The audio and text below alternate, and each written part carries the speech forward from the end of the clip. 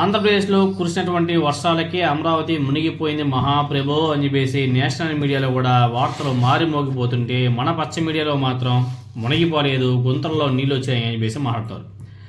అయ్యా రాధాకృష్ణ, ఈనాడు ఆ కొండవీటి వాగు ఏ విధంగా పొంగి పొరుతుందో ఒకసారి చూడండి అయ్యా. అటువంటి ప్రదేశాల్లో రాజధాని వద్దు మహాప్రభు అనేసి ప్రతి ఒక్కరు కూడా చెప్తుంటే మీరు చెవులకు వేసుకోవడం లేదు.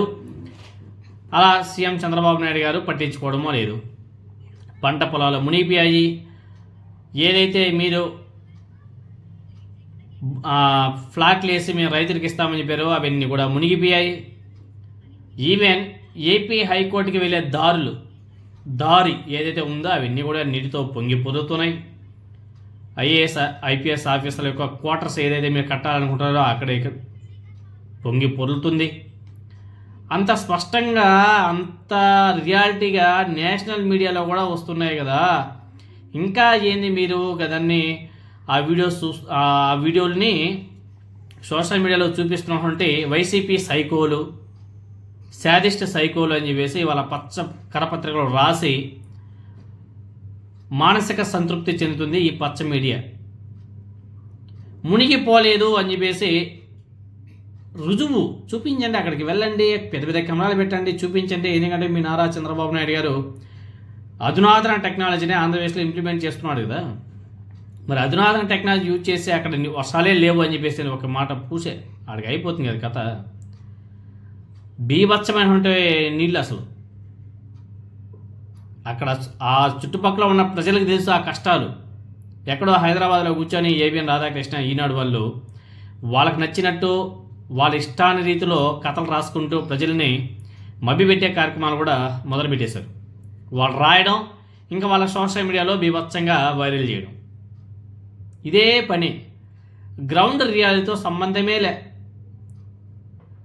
ఎవరైనా సరే ఒక తప్పుని ఎత్తి చూపినప్పుడు నిజమా కాదా, ఒకవేళ నిజంగానే తప్పు జరిగి ఉంటే, తప్పు అయితే సరిదిద్దుకునే ప్రక్రియ మొదలు పెట్టాలి ప్రభుత్వాలు.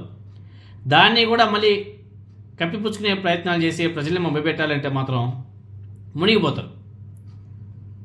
అంబటి రాంబాబు గారు, అదేవిధంగా కిరణ్ గారు, వేమారెడ్డి గారు, వీళ్ళంతా కూడా అక్కడికి వెళ్ళి చూపించారు, వీడియోలో చూపించారు. ఇవన్నీ కూడా మునిగిపోయింది. ఇటువంటి ప్రదేశాల్లో రైతులను ఆదుకోండి, కూటమి ప్రభుత్వం రైతుల్ని ఆదుకోండి. పంట పొలాలన్నీ కూడా మునిగిపోయాయి, చాలా ఇబ్బందికర పరిస్థితులు ఉన్నాయి, రోడ్లన్నీ కూడా ఖరాబ్ అయిపోయినాయి, వాటర్ ఫ్లో ఇంకా కంటిన్యూగానే ఉంది అని చెప్పేసి వాళ్ళ బాధలు వాళ్ళు చెప్తుంటే ఉల్టా వాళ్ళ మీద కేసులంట. అలా చూపించడం తప్పంట, అలా రాయడం తప్పంట, అలా మాట్లాడడం తప్పంట. ఇంకేం చెప్తాం. అదేవిధంగా కొంతమంది వైసీపీ సోషల్ మీడియా వారియర్స్, అదేవిధంగా వైసీపీ స్థానికంగా ఉన్నటువంటి వైఎస్ఆర్ కాంగ్రెస్ పార్టీ నాయకులంతా కూడా అక్కడికి వెళ్ళి రియాలిటీగా వీడియోలు కూడా చేస్తున్నారు. చేసి వాళ్ళంతా కూడా చూపిస్తున్నారు. అయ్యా రాధాకృష్ణ చూడు, అయ్యా రామోజీరావు గారి కుమారుడు, అయ్యా చూడు, ఈనాడు చూడండి, ఆంధ్రజ్యోతి చూడండి, పచ్చ మీడియా చూడండి చూడండి చూడండి అని చెప్పేసి అనేక మంది వైఎస్ఆర్ కాంగ్రెస్ పార్టీ నాయకులతో కూడా లైవ్ లొకేషన్లో నిలబడుకొని వీడియోలు చేసి చూపిస్తున్నారు. అయినా కానీ అది తప్పంట. అదేవిధంగా ఒక స్థానిక వైఎస్ఆర్ కాంగ్రెస్ పార్టీ నాయకుడు అమరావతిలో ఉన్నటువంటి వాస్తవాన్ని చాలా స్పష్టంగా వివరించడం కూడా జరిగింది. ఒకసారి అతని మాటలను మీరు అందరూ కూడా వినండి. ఆ వీడియోస్ కూడా చూడండి. వీడియోస్ బాగా చూపించారు, అతను చాలా స్పష్టంగా చూపించాడు ఎక్కడెక్కడ ఎలా మునిగింది, ఆ వాటర్ ఫ్లో లేకుండా ఏ విధంగా పొంగి పొరులుతుంది, ఏ ప్రాంతాలు మునిగాయి, అన్నీ కూడా చాలా స్పష్టంగా వివరించారు. ఒకసారి అతని మాటలను మీరు అందరూ కూడా వినండి. మరి కళ్ళు పెద్ద చేసుకొని చూసుకో, ఏంటి కళ్ళతోటి పెట్టుకొని చూసుకో, లేకపోతే చూసుకో ఈ మొత్తం మునిగిపోయినాయి. నువ్వు అలాంటిది రిజర్వాయర్లో కట్టిన గుంటలు మునిగిపోయినాయి. ఆ గుంటల దగ్గరకు వచ్చి యామారెడ్డి గారు బయటలు తీశాడు అయ్యి అని చెప్తే నీకు జనమేం పిచ్చోరు కాదు, లేకపోతే నీకు తగిన కౌంటర్ ఇవ్వడానికి మేమేం మెదలకుండా ఏం కూర్చోలేదమ్మా. చిలక ఒకటి ఆలోచించుకొని ఏదైనా ఉంటే రాజధాని ప్రాంతంలో నువ్వు ఎక్కడో అక్కడ నుంచొని మునిగిపోలేదని కాదు. ఇక్కడ ఏదైతే ఎస్ఆర్ఎం కాలేజ్ ఉందో ఎస్ఆర్ఎం మునగకుండా ఉండడానికి తన ఉనికి తన కాలేజీ కాకపోవడం చేసిన కట్ట వల్ల ఆ వాటర్ వెనక తన్ని, ఈ వాగులో నుంచి వాటర్ వెనక తన్ని వెనక తనటం వల్ల ఈ 100 ఎకరాలు 1000 ఎకరాలు మునిగిపోయినాయి. ఇది వాస్తవం. నువ్వు గ్రైండ్ రియాలిటీ కావాలంటే నువ్వు వచ్చి చూసుకో. నోరు ఉంది కదా అని చెప్పి నోరు పారేసుకొని మాట్లాడితే ఎవరు ఊహించేది లేదు, ఇది లేదు. మీ గవర్నమెంట్ మేము ప్రశ్నిస్తాం.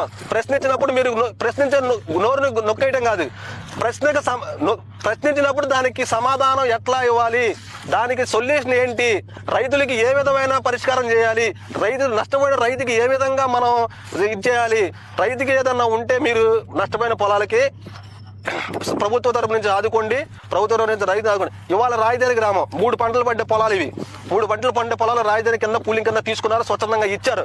ఇవాళ రాజధానిలో ప్రతి రైతు కూడా ఇక్కడ చేసుకోవడానికి పొలం లేక, తినడానికి తిండి లేక బయట వలసకెళ్ళి ఉండాల్సిన పరిస్థితులు వచ్చినాయి. పండించే రైతు వెళ్ళి సెక్యూరిటీ గార్డులకు ఉద్యోగాలు చేయాల్సి వస్తుంది. అంతేకాకుండా ఇప్పుడు చదువుకున్న వస్తానంటే ఇక్కడ కాకపోతే వేరే రాష్ట్రం వెళ్ళి ఉద్యోగం చేసుకుంటాడు. రైతు 100 కోట్లు వస్తున్నా కానీ పొద్దున్న వెళ్ళి పొలం పని చేయాలి రైతు. అది రైతు అంటే. దేశానికి రైతు రాజు అంటారు, ఇక్కడ లేదా పరిస్థితి. కాబట్టి మీరు ఏది పడితే అది మాట్లాడితే సహించేది లేదు.